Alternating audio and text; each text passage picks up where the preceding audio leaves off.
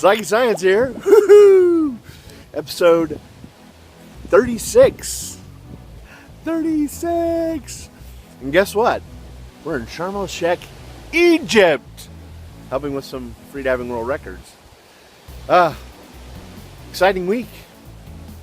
Turns out, the Atlantic coast of the United States, they've found hundreds of methane seeps. They'd only found two. Before 3 years ago. They found 570. 570. So the methane's seeping up. These are shallower than 1,600 feet. They expect that there might be 30,000 more. And a lot of these methane seeps have very special marine environment and ecosystems. Chemosynthetic, meaning they don't use the sun. So it's really exciting because they didn't expect to find them there. And it's close to where all the research vessels are. So they can keep track of them and go regularly. So that's super exciting. And they found them from North Carolina all the way up to Massachusetts. Way offshore. Tripendicular. Wow. So that's going to be exciting news. I can't wait to hear more about it. NOAA and others have helped with that, and the race is on. Lots of people writing grant proposals now because it's an exciting new area, so we should see some cool stuff. Mediterranean, just up the road from here. They found the oldest wreck ever from the Phoenicians. The Phoenicians! Turns out that Timmy Gammon and Groplan Project, they're from France, the US, Malta, found the wreck off of Malta, which is just at the front of the Mediterranean. And it's looking like it's 50 feet long. It's in 400 feet of water, and they've already found some amphora and other things. They're not releasing the exact location because they want to protect it so people don't steal it. But that's exciting news, and it illustrates the trade dependency that the Phoenicians had and how wide-ranging they are very early on. It's like 2,700 years old. That's really super exciting. Whale watching, unfortunately, seems to be stressful for the whales and the dolphins that they watch. We don't know exact direct impacts yet, but the International Marine Conservation Congress, IMCC, out of Glasgow, has published that it may be pretty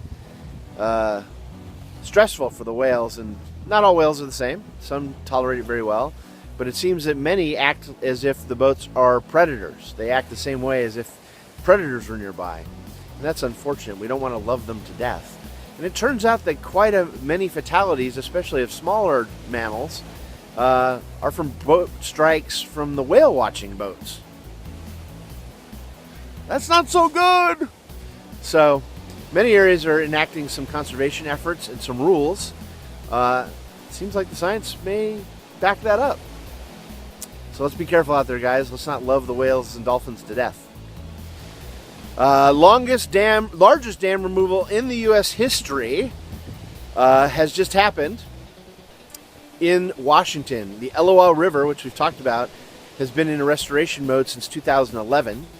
It's part of the Olympic Mountain National Park, and it runs from the Olympic Mountains to the Straits of Juan de Fuca. And they've already seen salmon back. Salmon and steelhead are already back. That is so cool. So, big sediment releases, but not as much as they thought because it's a drought time for us in the west of the U.S. So, the impact's been awesome. Lots of stuff's coming back at the beach. The beaches are being restored.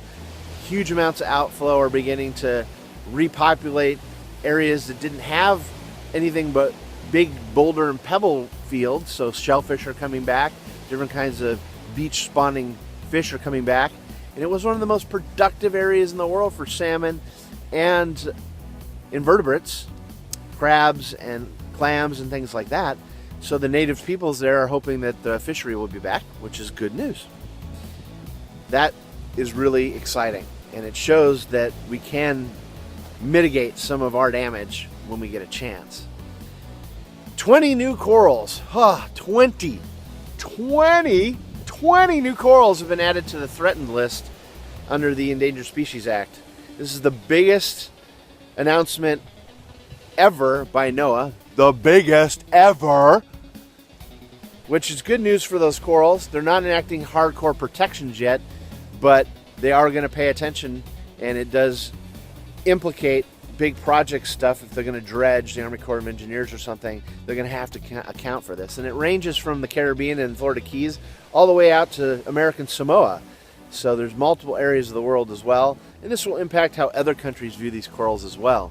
There were 2 before, and now there are 22 listed. Hopefully it will help them recover. They're facing a lot of difficulties with ocean acidification and warming as it is, so probably a good move. Hopefully they'll recover soon. Well, looks like the Chinese have made some breakthroughs in supersonic sub technology, in theory. So it's called supercavitation. Regular cavitation is when stuff moves so fast that you actually lower the boiling temperature of water and it turns to vapor or gas.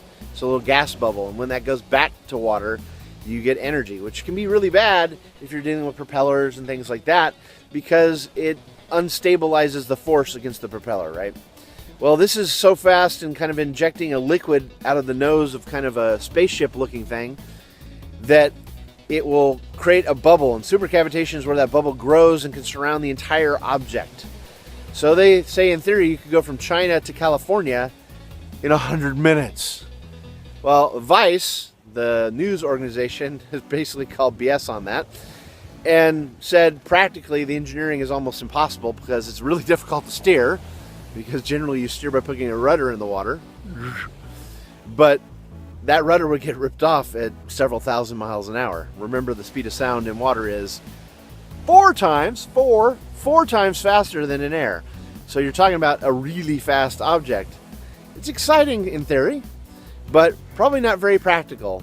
But Li Fenchen of the Maritime Institute of Technology's Complex Flow and Heat Transfer Lab published on this the other day. And it's definitely, in theory, very, very exciting. Practically, it's a lot of noise, so it's certainly not going to be a stealthy thing. The Russians actually have a torpedo that uses it, but it's wire-driven, so steering's a little easier. But it's also really super noisy, so it's kind of a weapon of last resort. If you know you're going, it's a revenge weapon, because as soon as you fire it, the entire world knows where you were or are. But if you're super fast, ships can't move, right? So for a weapon, it's interesting. For transport, it's super interesting, but safety could be a major issue. Plus, it's pretty tough, since it's so noisy, to use sonar to tell what's in front of you. So going thousands of a mile into a ship or debris or marine mammals would be pretty bad. Cool. Sci-fi. Super fast underwater stuff. Maybe. Not very likely, but maybe. Maybe. And, wow. Cool news from back home. Mantas in Southern California. No way. No way. Yeah, it turns out that a freediver out at San Clemente Island, which is the most southern island of our amazing Channel Islands island chain, saw a manta. So, El Nino may not be projected to be very big, but the animals, once again, say different. Clearly, that manta thinks the water's pretty warm. So we may be in for a more like 1997 event. Who knows? Time will tell. We'll find out in fall and winter. Anyway, guys, thank you for your suggestions. Keep tuning in. Follow us on social media. And more importantly, subscribe and share. Share the video! And get out there, get in the water, find some adventure, and get soggy.